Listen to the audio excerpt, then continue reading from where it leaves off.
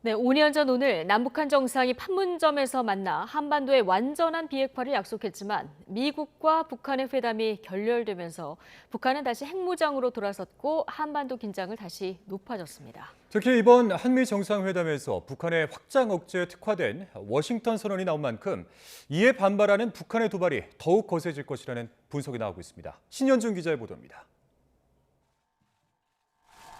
지난 2018년 4월 27일 판문점에서 만난 남북 정상은 손을 맞잡고 군사 분계선을 넘나들었고 한반도의 완전한 비핵화를 담은 판문점 선언을 발표했습니다.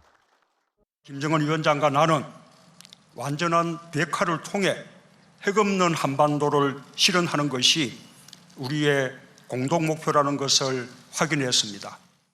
온 결의가 전쟁 없는 평화로운 땅에서 번영과 행복을 누리는 새 시대를 열어나갈 확고한 의지를 같이 하고, 하지만 곧이어 열린 미북 정상회담이 결렬되면서 북한은 다시 핵무장 강화 쪽으로 방향을 선회했습니다. 지난해 윤석열 정부가 들어서면서 한미 동맹이 굳건해지자 북한의 도발은 더욱 거세졌습니다. 대륙간 탄도미사일을 포함해 수시로 각종 도발을 해왔고 올해 들어선 전술 핵탄두까지 공개하며 도발 수위를 최대로 끌어올렸습니다.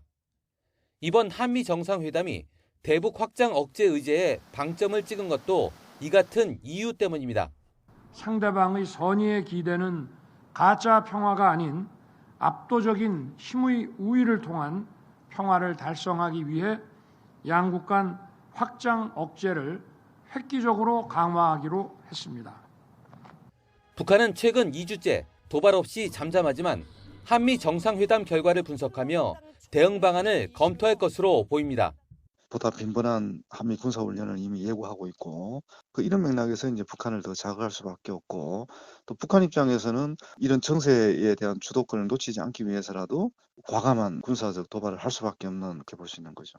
특히 핵탄두 미사일을 장착한 미국의 전략 핵 잠수함은 북한이 한반도 전개 사실조차 포착하기 어려워 상당한 위협이 될 거로 예상됩니다.